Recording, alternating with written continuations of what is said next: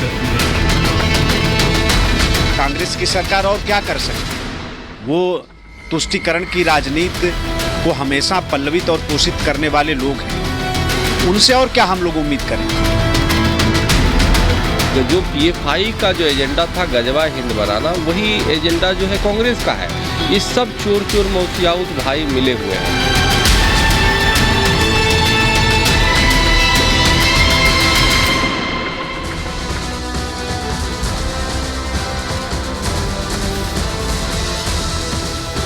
नमस्कार, बहुत स्वागत है आपका। आपके साथ मैं हूं मृदुल शर्मा और आप देख रहे हैं 5 का प्रहार। 5 के प्रहार में आज हम बात करेंगे अवैध धर्मांतरण की। अवैध धर्मांतरण के खिलाफ किस तरह से कार्रवाई की जा रही है ये तो आपने देख लिया, लेकिन जब कानून बनाया जाता है तो इस कानून को पीछे भी लिया जा रहा है, यानी एक कदम पीछे बढ़ाया जा रहा है जो मौजूदा सरकार ने बढ़ाया। कहां पर बढ़ाया पहले आपको बताता हूं। उत्तर प्रदेश में कैसी कार्रवाई हो रही है ये आप देख रहे हैं। मुख्यमंत्री योगी आदित्यनाथ, जहां उत्तर प्रदेश में लव जिहाद पर कड़ी कार्रवाई हो रही है। कई सारे ऐसे मामले आए जहां जबरन धर्मांतरण करवाया गया है, उन पर एक्शन लिया गया है। तो इधर आप देख रहे हैं कर्नाटक में, यहां नई नई सरकार बनी और अवैध धर्मांतरण के लिए जो कानून बनाया गया था उसे वापस ले लिया है, यानी उसे वापस ले लिया है। तो आज चर्चा इसी बात की होगी कि आखिर यह तुष्टीकरण की राजनीति क्यों की जा रही है, आखिर इस तुष्टीकरण का कारण क्या है। तुष्टीकरण के चलते क्या सिर्फ वोट बैंक की राजनीति बची है? इसलिए अगर कानून बनता है, एक सरकार आती है, बनाती है, दूसरी बदल देती है, तो आज सवाल भी हम पूछ रहे हैं। लेकिन उससे पहले आपको बताते हैं कैसे धर्मांतरण पर कार्रवाई की जा रही है। उत्तर प्रदेश में अवैध धर्मांतरण पर कड़ी कार्रवाई की गई है। आप जान लीजिए, 30 अप्रैल 2023 से लेकर अब तक लव जिहाद के 427 मामले सामने आए दर्शकों, और धर्मांतरण कानून के तहत 833 से ज्यादा गिरफ्तारी हुई है। इतना ही नहीं, 185 मामलों में पीड़ितों ने धर्म परिवर्तन की बात कबूली है और बताया है अदालत के सामने कि धर्म परिवर्तन करवाया गया है।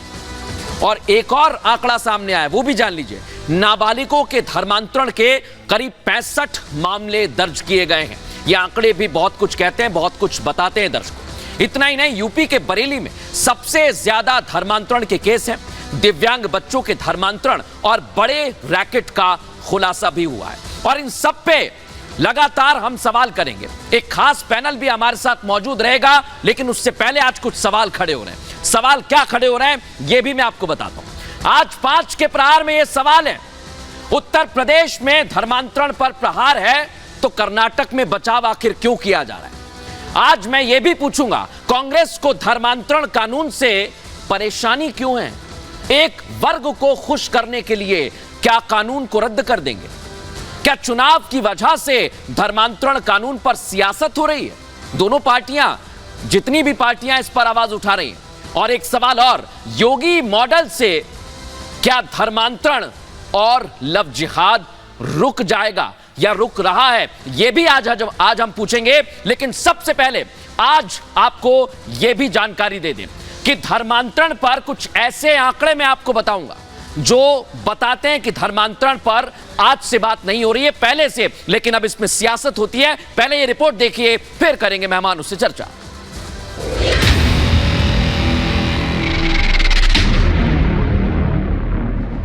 अगर किसी बेटी की इज्जत के साथ खिलवाड़ करेगा तो फिर हाल क्या होने जा रहे हैं।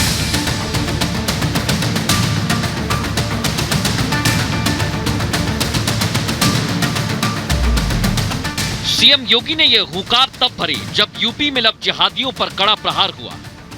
पहचान छिपाकर बहन बेटियों को बरगलाने वालों पर कानून का वार हुआ और धर्मांतरण गैंग पर सबसे बड़ी चोट हुई, जिससे संदेश गया कि यूपी में अब धर्मांतरण का धंधा नहीं चलेगा, जिहादियों को किसी भी कीमत पर बख्शा नहीं जाएगा। यूपी में 2021 से 30 अप्रैल 2023 तक 427 मामले लव जिहाद के दर्ज हुए। धर्मांतरण कानून को लेकर अब तक 833 से ज्यादा गिरफ्तारी हुई।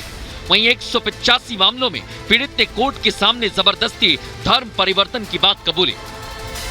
सरकार के द्वारा जो एक्ट लाया गया था उसका सख्ती से अनुपालन कराया जा रहा है। ऐसे मसले जिसमें लोग अपनी आइडेंटिटी को छुपा के अपने धर्म को और मजहब को छुपा के बहला फुसला के लव जिहाद के दायरे में लाते हुए धर्मांतरण पर जोर दे रहे हैं। उनके विरुद्ध विधि सम्मत कार्रवाई करने के लिए सरकार संकल्पित है।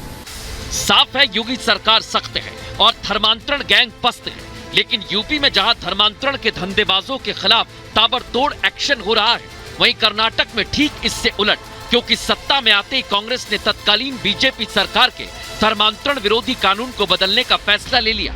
सिद्धारमैया कैबिनेट ने तय कर लिया कि धर्मांतरण विरोधी बिल को रद्द करेंगे। शासन में जो भी संविधान विरोधी काम करेगी उसका पुनरीक्षण आवश्यक है। सारी की सारी चीजें संविधान सम्मत होगी। हम भारतीय जनता पार्टी को कोई भी ऐसा काम नहीं करने देंगे जो देश का संविधान जिससे खतरे में पड़े। कांग्रेस की सरकार और क्या कर सकती है?